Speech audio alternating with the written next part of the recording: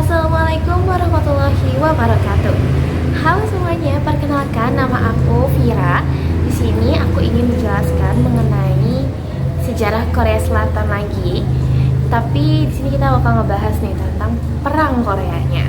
Sebelumnya juga kan tentang perang Korea nih. Nah, sekarang kita bahas lagi mengenai lebih dalam lagi seperti apa sih perang Korea. Yuk, kita simak. Bagi Amerika Serikat, Inggris, Perserikatan Bangsa-Bangsa atau PBB, dan banyak negara lain di seluruh dunia, Perang Korea pada tahun 1950 hingga 1953 adalah peristiwa penting dalam sejarah Perang Dingin yang menimbulkan banyak pertanyaan tentang politik, militer, dan ideologi. Jutaan orang terbunuh, terluka, atau mengungsi dalam Perang Dingin yang paling panas. Selain itu, perang membentuk lanskap Korea, jalur kedua negara Korea, dan ingatan kolektif yang terus berpengaruh hingga hari ini. Pasukan Korea Utara Komunis atau Republik Rakyat Demokratik Korea menginvasi Korea Selatan atau Republik Korea pada tanggal 25 Juni 1950. Mereka melakukannya melalui paralel 38 yang telah menjadi garis pembatas antar kedua Korea sejak tahun 1945. 2 hari kemudian, Dewan Keamanan PBB yang relatif baru meminta anggota negara-negara yang untuk membentuk Korea Selatan melawan invasi. Uni Soviet telah memboikot Dewan Keamanan sejak awal tahun karena tidak ada perwakilan dari Partai Komunis Tiongkok. Komando Perserikatan Bangsa-Bangsa atau UNC dibentuk pada bulan Juli 1950 untuk mengatur reaksi militer dan kemanusiaan di seluruh dunia terhadap invasi tersebut.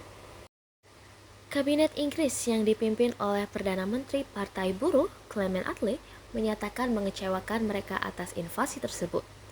Sudah jelas bahwa pemerintah Inggris berkewajiban untuk melakukan segala hal yang mereka mampu untuk mengajukan Korea Selatan melawan agresi ini. Simpul mereka. Sumber tak lama setelah Perang Dunia Kedua, orang-orang di Inggris bertanya-tanya tentang apa arti pecahnya perang bagi mereka dan keluarga mereka.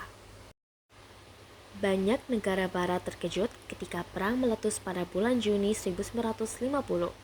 Tetapi ketegangan di semenanjung Korea telah meningkatkan selama bertahun-tahun. Perwakilan Korea telah berusaha untuk mendapatkan pengakuan dan penghormatan internasional sejak awal abad ke-20. Namun tidak banyak yang berhasil. Korea telah dijajah oleh kekuasaan Jepang sejak tahun 1910 hingga menyerah pada bulan Agustus 1945. Penduduk ini memiliki dampak yang signifikan dan kompleks di Korea. Misalnya dengan warga Korea yang bergabung dengan tentara Jepang selama perang. Pada bulan Agustus 1945, ketika pasukan Amerika Serikat menduduki Korea di bagian selatan dan pasukan Soviet di bagian utara, keduanya memutuskan untuk menggunakan garis lintang, paralel utara ke-38 sebagai garis pemisah.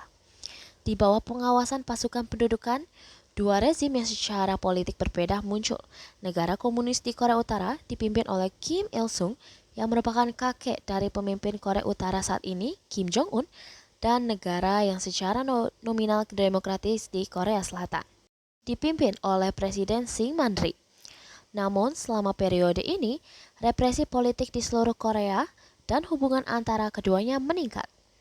Pada tahun 1948, pasukan menduduki mundur, tetapi permusuhan yang mengarah pada invasi yang meningkat pada tanggal 25 Juni 1950, hari itu menandai titik balik penting, dan bahkan sekarang. Perilaku tawanan perang dan nasib mereka yang tertawan juga sangat penting selama Perang Korea. Kekhawatiran internasional terhadap kondisi ribuan tawanan Korea yang ditahan di penjara domestik pada awal perang dan di kamp-kamp di Korea Selatan.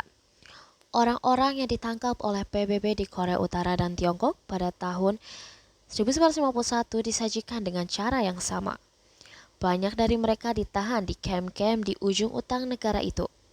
Beberapa kemudian menceritakan kekurangan makanan, penggunaan kurungan isolasi, kekurangan pasukan dasar, dan kurangnya akses ke bantuan kemanusiaan internasional. Yang lain juga menceritakan tentang berbagai macam indoktrinasi politik, menggunakan pengakuan publik, dan bahkan penulisan autobiografi yang dipaksakan dalam upaya mengubah tawanan perang melawan imperialisme Barat. Terungkapnya bahwa beberapa penghuni sebenarnya diubah menimbulkan kekhawatiran. Salah satunya adalah intelijen Inggris George Blake. Blake berada di Korea sebelum perang, tetapi setelah Seoul diambil alih pertama kali oleh pasukan Korea Utara, ia dan anggota staf kedutaan besar Inggris lainnya ditawan. Selama di penjara, ia berkomitmen untuk memberikan informasi kepada KGB saat kembali ke Inggris dan ia melakukannya. Salah satu materi yang ia berikan adalah informasi tentang terowongan mata-mata Berlin.